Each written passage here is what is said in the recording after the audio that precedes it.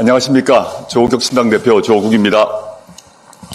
김건희 씨가 지난 총선 당시 여당 공천에 관여했다는 언론 보도, 증거와 증인이 나왔습니다. 김건희 씨가 국민의힘 5선 중진이던 김영선 의원에게 지역구를 옮겨 출마할 것을 요청했고, 윤 대통령과 함께 맞춤형 지역 공약을 마련해 주겠다는 제안까지 했다고 합니다. 대통령실은 사실 묵은 허위라고 부인하고 있지만 김건희 씨와 김영선 의원이 주고받은 텔레그램 메시지를 본 국회의원과 여당 당직자들이 여러 명이라고 합니다.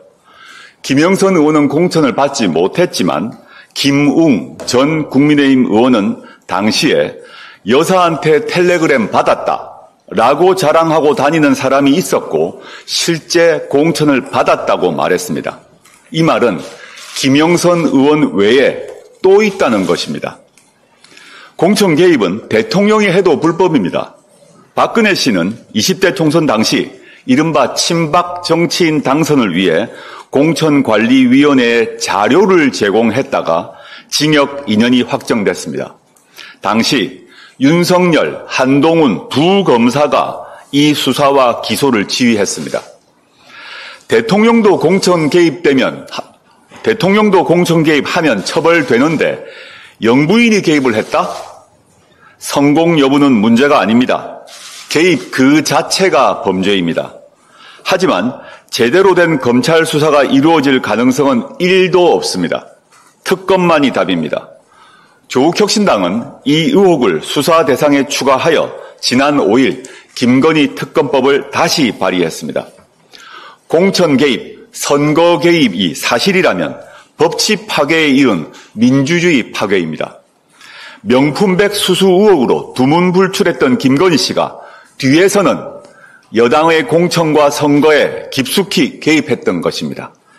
민주주의 절차를 지키는 정당이라면 국민의힘이 진실을 밝히는데 앞장서야 하는 것 아닙니까? 국민의힘 비상대책위원장을 맡아 선거를 진두지휘했던 한동훈 대표가 가장 분개해야 할 일 아닙니까? 특검 필요합니다. 윤석열 대통령은 또 거부권 행사로 아내 사랑을 실천하겠지요.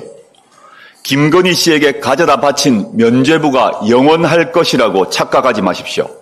국민이 지켜보고 있습니다. 세상이 무너졌다. 죽고 싶다.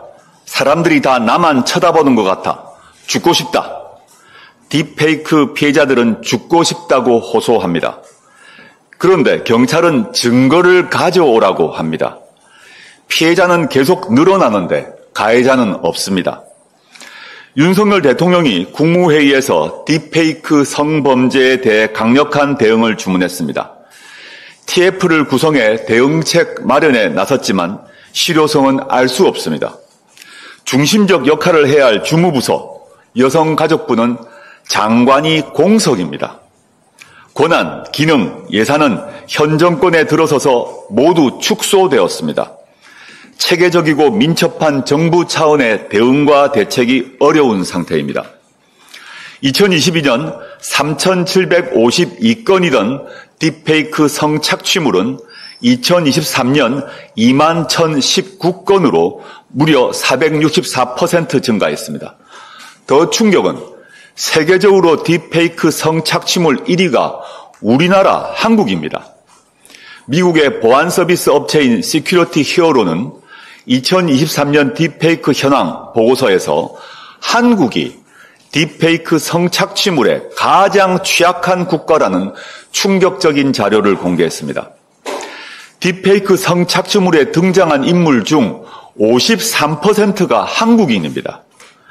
2위 미국이 20%, 3위 일본이 10%, 격차도 매우 큽니다. 다름 아니라 우리 국민이 지금 범죄의 주요 표적이 되고 있습니다. 국가가 나서야 합니다. 국가가 보호해야 합니다. 국가가 앞장서서 플랫폼 기업들과 협력하고 강력한 법적 제재를 가해야 합니다. 오늘 조국혁신당은 박은정 의원이 준비한 딥페이크 차단 6법을 당론 법안으로 발의합니다. 딥페이크 합성 제작뿐만 아니라 소지, 시청 행위도 처벌할 수 있도록 딥페이크 범죄에 대한 강력한 처벌을 통해 억제력을 높일 수 있도록 법적 제도를 강화하겠습니다. 조국혁신당은 이 문제를 해결하기 위해 끝까지 최선을 다할 것입니다. 딥페이크 범죄 예방을 위한 법안을 추진하고 범죄 피해자들을 위한 지원책 대책에 전력을 다하겠습니다. 이 끔찍한 범죄를 종식시키는데 앞장서겠습니다. 감사합니다.